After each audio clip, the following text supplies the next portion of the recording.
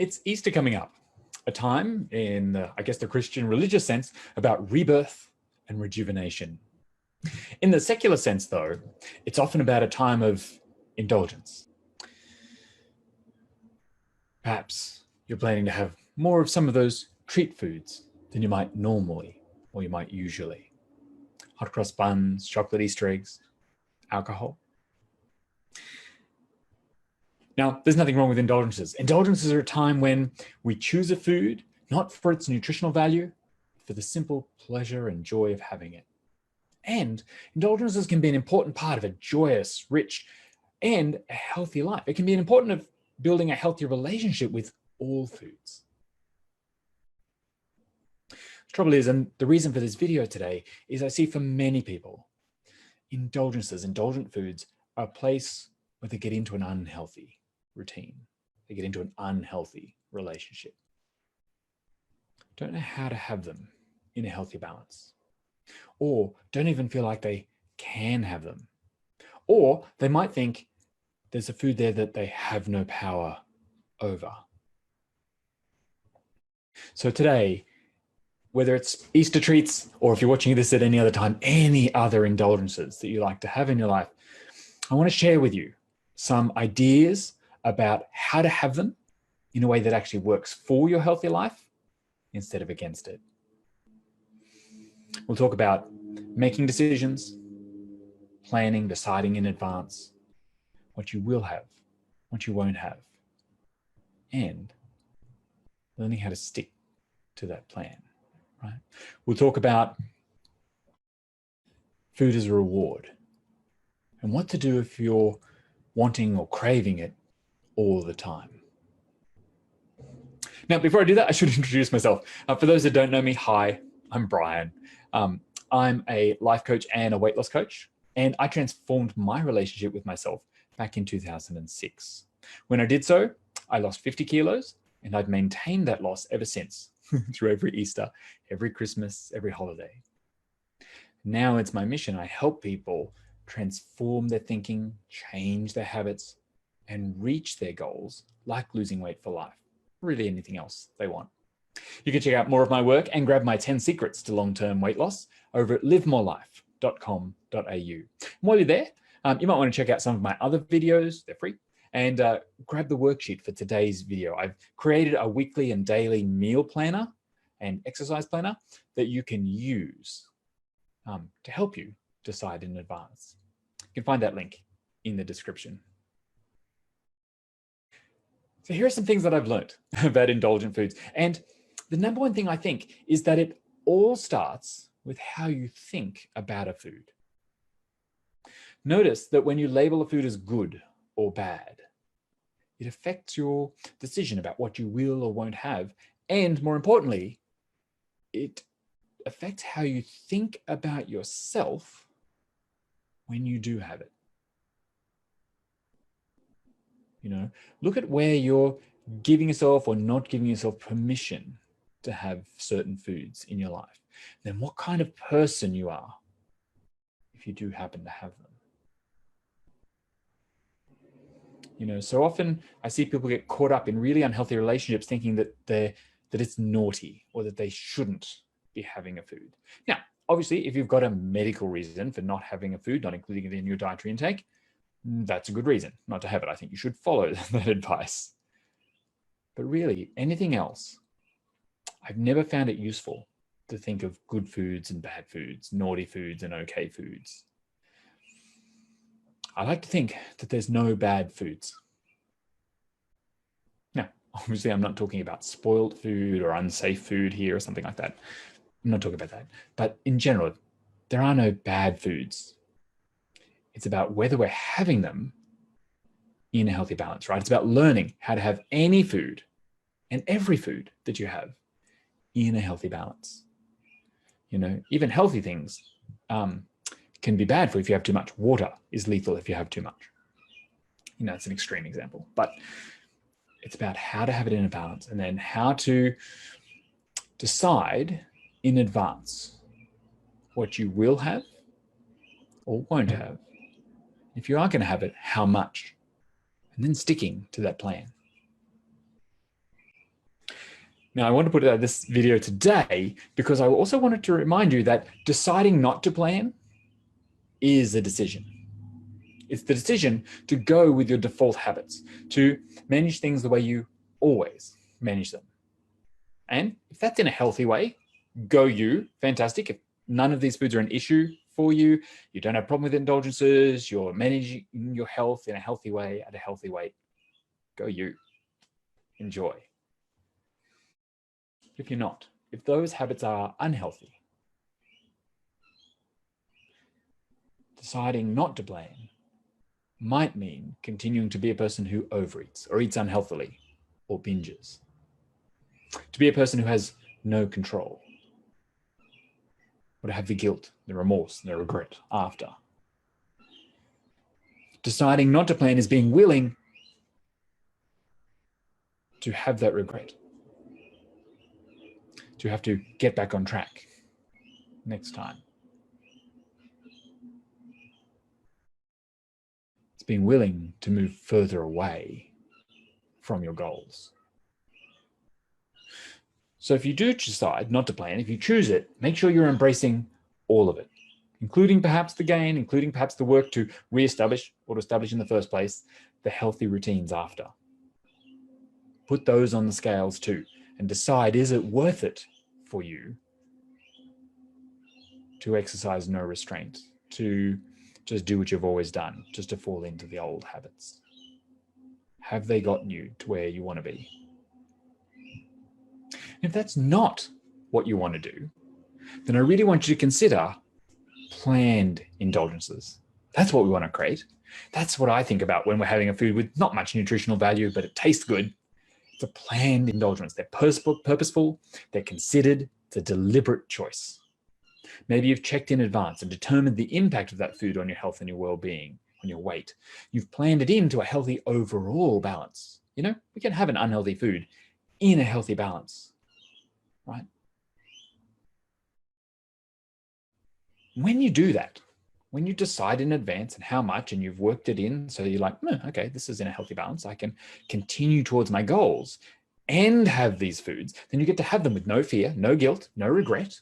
It boosts your sense of self-control, right? You get to become a person who has anything and everything you want, including your results, including your healthy life. It moves you towards your goals and helps you build that healthy relationship with all foods.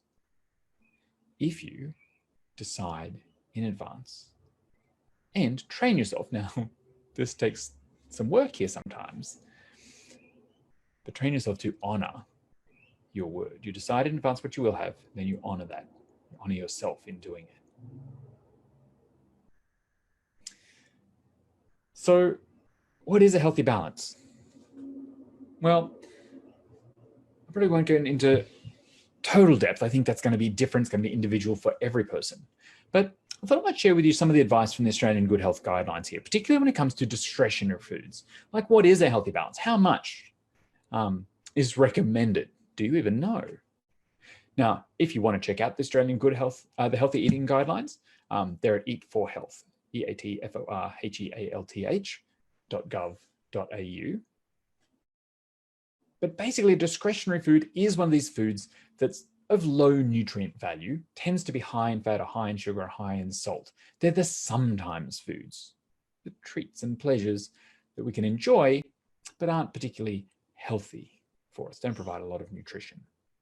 And so, particularly over this Easter weekend, things like a hot cross bun or chocolate or alcohol all fall into discretionary foods. So for most people, the vast majority of adults, a healthy balance is from 0 to 2.5 serves of a discretionary food per day. That's a recommendation. It's a little bit higher for teenage boys, for young men, and if you're particularly tall. But in general, let's just say the vast majority of people, 0 to 2.5 serves per day.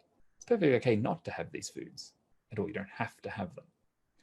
If you want them, up to about 2.5 serves a day. So to put that in perspective, one 75-gram hot cross bun with butter or margarine spread there is about 2 serves.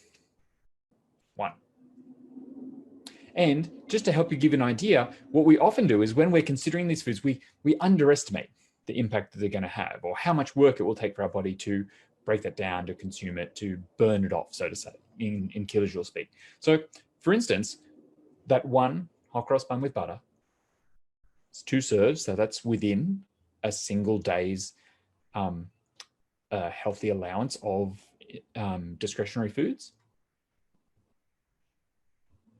For a 35-year-old woman, 170 centimeters tall, weighing 65 kilos, burning off that one hot cross bun with butter would be an hour and 21-minute walk, or a 45-minute bike ride, or a 33-minute continuous jog. That's for that one. I'll give you another example. Chocolate, for instance. So a serve of milk chocolate is 25 grams. Is considered 1 serve out of your 0 to 2.5 in a day. Now, be careful about that. Watch those Easter eggs. Lots of them, it might only be this big or so, but if you look at the packaging, it will tell you that that's going to be 8 serves, 12 serves. A bunny might be 16 serves. Some of the bigger ones, 32 serves. Those large eggs like this are 140 something serves. Remembering we're looking for 0 to 2.5 serves a day. So 1 serve, 25 grams.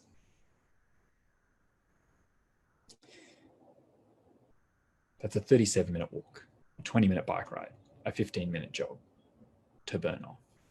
1 serve. So I really want you to consider, what else am I having in the day? Are there any other indulgent choices? For instance, alcohol would count towards your discretionary foods there. Maybe other foods too. So think about, what is a healthy balance for you? What am I doing the rest of the day? What am I doing the rest of the week in terms of my healthy eating?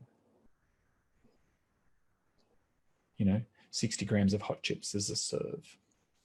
It's another example that comes up regularly. So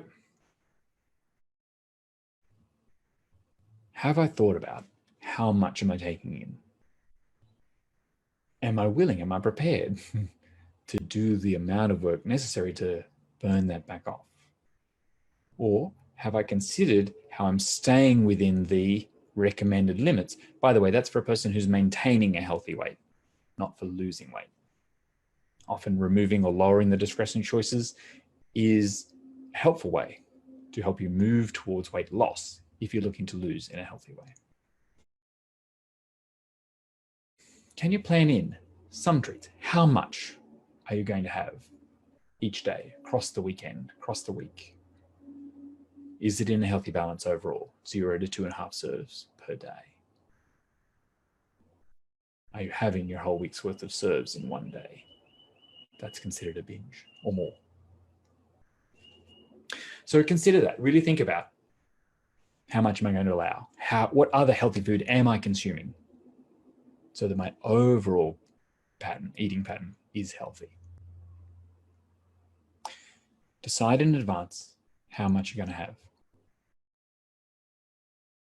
Here's the thing that I often find: if we do give ourselves permission to have something, we don't have to fight it. We don't have to resist it. We don't think it's bad or wrong. So we do get to have it with no guilt, because we've decided that that's a healthy amount and I'm going to have it.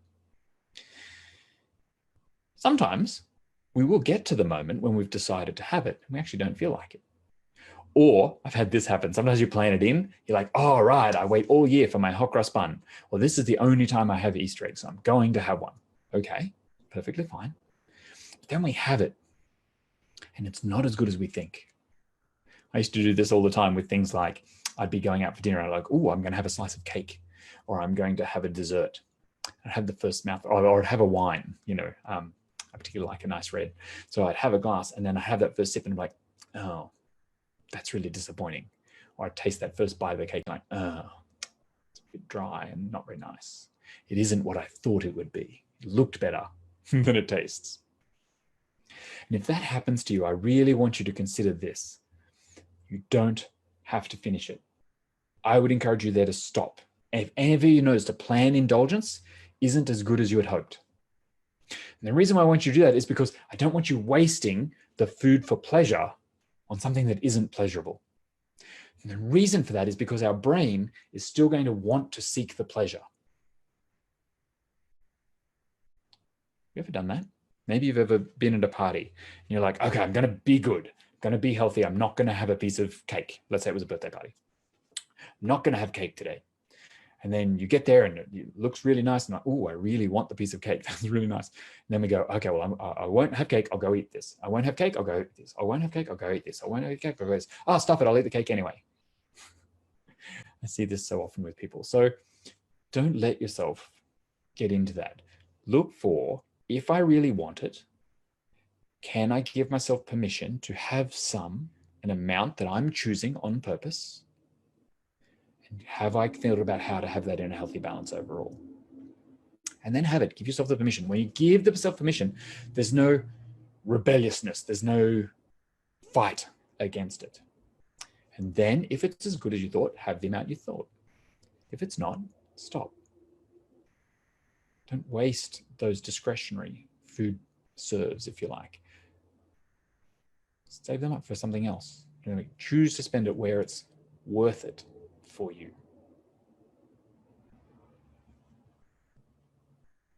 Remember that if you're choosing to consume it anyway, then watch out for the overeating, the over-consuming. Then we're back to going to old habits. Then we're back to embracing all of it. And I really want to caution everyone to this idea as food as a reward.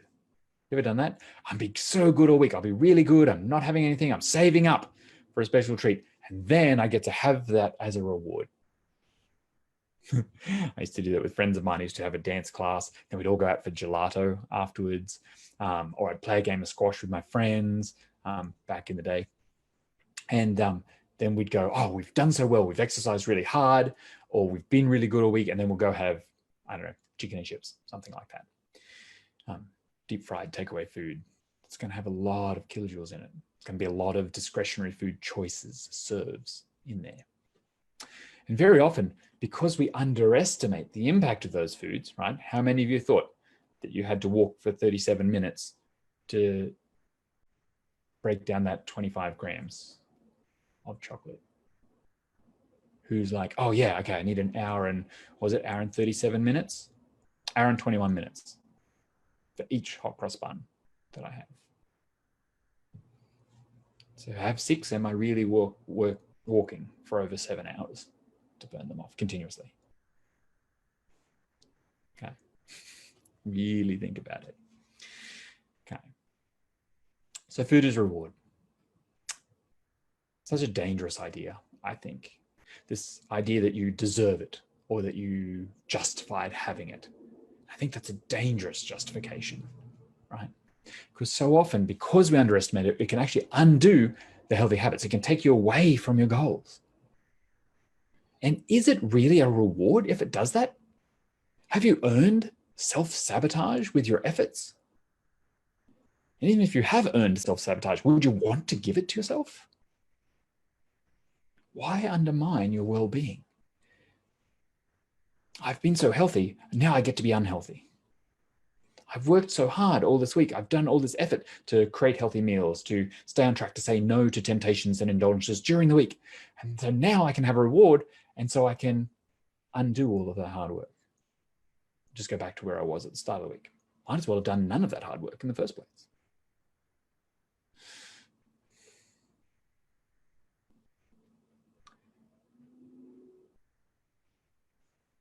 I don't think we should ever use food as a reward. It doesn't actually reward us, and ultimately it doesn't feel good. We usually feel worse after it for having it.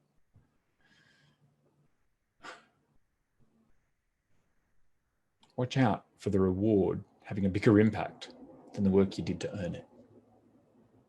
And instead, choose a more helpful reward. Look, sometimes all you need is a pat on the back, a high five, a mental, well done you go.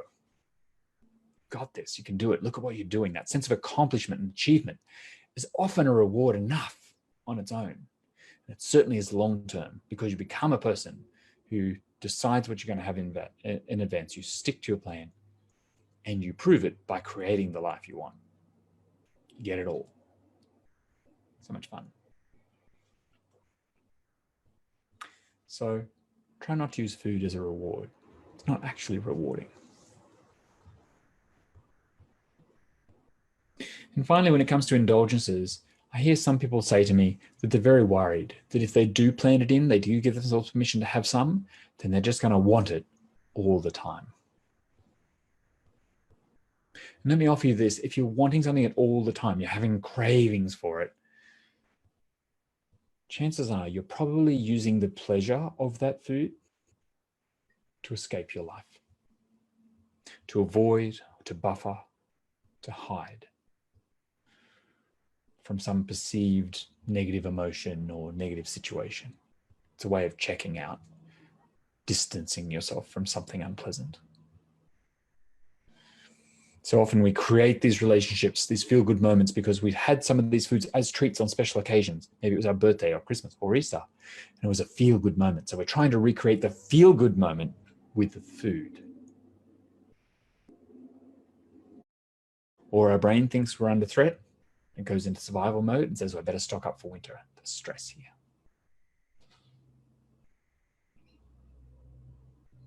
I actually find the irony is when we don't do that, right? When we recognize that life is a balance and the human experience is a range, a full spectrum of emotions, I encourage you to embrace all of it. And when you do, when you take ownership of your life, when you take responsibility for your well-being, when you look after your physical and mental and emotional well-being, then there's no need to escape. You can give yourself permission, and you feel like very often you don't even have to have it. I do that very often now. I'll plan if I'm going out for dinner or something, I'll plan a treat or an indulgence. Maybe I'll plan for the dessert or I'll plan for the wine. I did that last year at Christmas. I'm going, oh, I'm planning for wine with dinner. I got to dinner and I didn't feel like it. I didn't have it. It's no big deal. Didn't miss it. Didn't feel like bad. Didn't feel like I was missing out. Giving myself permission. But because I was able to take control and I was always already looking after my emotional, my physical, my mental well-being. Because I'm doing that, I never need to sabotage. I never need to undermine my health. So watch out for that. If it's a craving, if it can only be satisfied by a particular food, it must be chocolate, must be wine, it must be bread, it must be carbs, whatever, then chances are it's not hunger. You're trying to solve an emotional need with food. That never works. There isn't enough food in the world to actually solve that. Instead, it will just be a distraction. It'll be a buffer. It'll be avoidance for a little while, a temporary relief. It doesn't make the stress go away, as we talked about in my last video. Stress is still there, so you've got to deal with it. Now you've got to deal with how you feel about yourself for having that bad food. So let's make all food okay. Let's decide that if it's an indulgence, it's of low nutritional value, but it's pleasurable, we want to have it, that we are going to have it. We give ourselves permission to have it in a healthy balance. And then we need to practice honoring ourselves by having just that amount.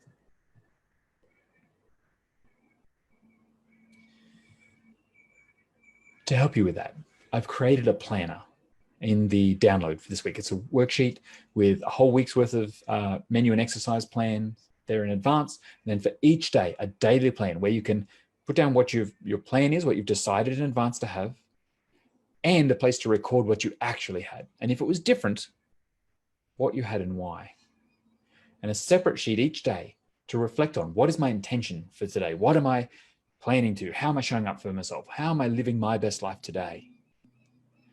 What are my challenges that might come up and how will I solve them ahead of time? What am I going to do when that happens? You know, I've decided to have one Easter egg and then I'm finding half an hour later, I'm looking for another one. Okay, what's my solution ahead of time for that? Maybe I'm going to go weigh it out and find out how many minutes of walking I'd need to do. Maybe I have to go and do that in advance before I decide to have it. By the way, if you're trying to solve an emotion, movement is often one of the best things. You might do the walk and then not feel like having the Easter egg afterwards. Make a choice. And then, of course, you can reflect on what worked in the day. I'm not expecting any person to be perfect, particularly if you're brand new to this, particularly if you're doing it for the first time this Easter. Okay, well, you're going to learn by doing. Sometimes you get it right, sometimes you get it wrong. Every day I have the section in the worksheet there to reflect. What worked that I want to keep? What didn't? What did I learn? And then think about what you can do next. What will you change tomorrow? And put that on tomorrow's plan. I've also put a space on there to help you with managing the stresses we talked about last week with 3 good things or 3 things you're grateful for every day. Wonder how it will feel in a week's time or a month's time or 6 months' time when you start the practice, deciding in advance, giving yourself permission and learning how to have things in a healthy balance. When you start the practice of showing up and doing what you say you're going to do.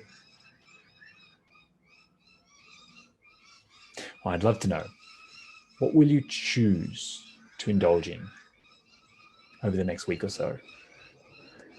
Where do you want to be afterwards? And what will you decide to create to get you there? Don't forget to download that worksheet, complete it. And if you need help working out what is a healthy balance for you, or learning how to stick with your plan, then let's have a conversation. Let's get in touch. Head over to livemorelife.com.au and request a free consultation.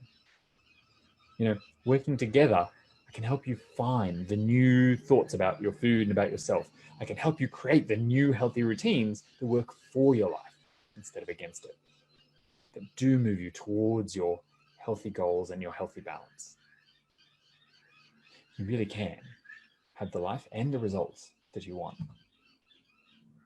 Of course, if this video has been helpful for you, give me a like, give me a reaction, give me a heart. If you're watching on my YouTube or on my video blog, make sure you hit subscribe to get notified of all new videos. And if you do know someone who it would be helpful to hear this information, please share the video with them, share the link or tag them in the comments. I'd love to hear how you go. I want to help as many people as possible. So I hope you choose to have an amazing Easter. I hope you choose to care for yourself and others in a really healthy way. And if you're going to have some indulgences, plan them in and enjoy them with no guilt, regret, or remorse. Plan them in into a healthy balance. Well, I'd love to hear from you. Share your thoughts with me in the comments below, maybe what you're planning in, and maybe come back and share in the comments how you went, what worked, what didn't. I'd love to continue that conversation. For now, I hope you enjoy the rest of your day. Have an amazing Easter, and I look forward to talking with you again soon. Bye for now.